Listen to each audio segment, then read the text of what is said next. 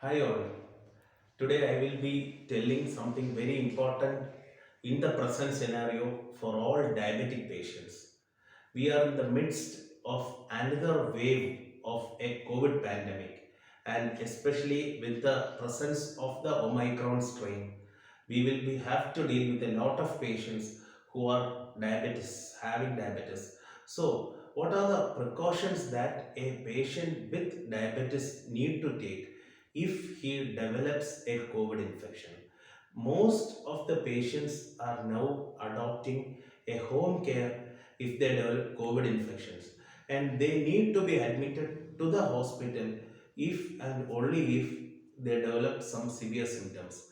Most of the cases that you see are mild asymptomatic cases which require only symptomatic management and tight control of the comorbid diseases like diabetes.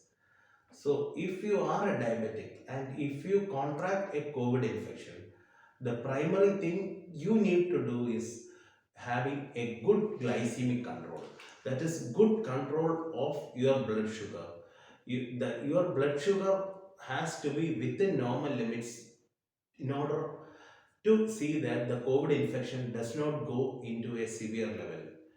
So you have to go for a daily monitoring of fasting blood glucose using your glucometer and adjust the dose of insulin accordingly if you are taking insulin as per the advice of your treating doctor. And if you are taking tablets for diabetes, you need to adjust the dosages with the help of your healthcare provider in such a way that your diabetic status is under good control. Whenever you develop a fever with cough, running nose, shortness of breath, you need to contact your healthcare provider to see if you need any further intervention or just stay for a home care itself. The mind you, the important point here is the fall in saturation or developing a sudden shortness of breath. You need to monitor your blood oxygen saturation levels at least twice a day with the help of a pulse oximeter. If you see that your saturation levels are going down below the normal value, or you develop breathlessness or shortness of breath suddenly, immediately you need to contact your healthcare provider and go for an in-hospital admission. Otherwise, adequate hydration is very important. If you have complications of diabetes like diabetic nephropathy, that is kidney damage, or any other complications, or if you are having a coexisting heart disease, it is ideal that you get admitted in some hospital having facilities for treating COVID and go for a good IP care.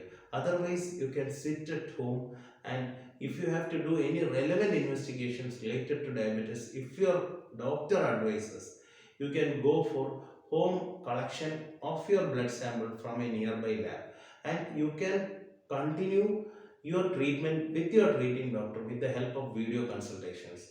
The other important points you have to notice: if you are having fever, you have to take adequate doses of paracetamol with good hydration. Hydration of the patient is very important, and many a times dehydration contributes to development of complications. And keep your blood sugar values within normal levels. Monitor your glucose values frequently. If you need a change of diabetic medications, your doctor will advise. Then you need to change according to the advice of your doctor. You need to take your medications for pressure, cholesterol, and if you have a heart disease, all in the correct times. And you must avoid contact with other persons, or you must remain in a room quarantine. You have to also look whether you are developing any signs of complications of diabetes, like if you are developing a reduced urine output, or any any high colored urine, or any other symptoms, or if you go for an uncontrolled blood sugar values, immediately contact your treating doctor and go for an IP admission. The main treatment of asymptomatic or mild symptoms of COVID are usually symptomatic, and you need not take any other medications. Even antibiotics many are taking at their own will, that should be avoided.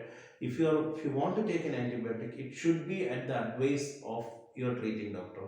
So the final word I have to say is go for good glycemic control, have adequate fluids and investigations and treatment according to the suggestions of your doctor. Thank you.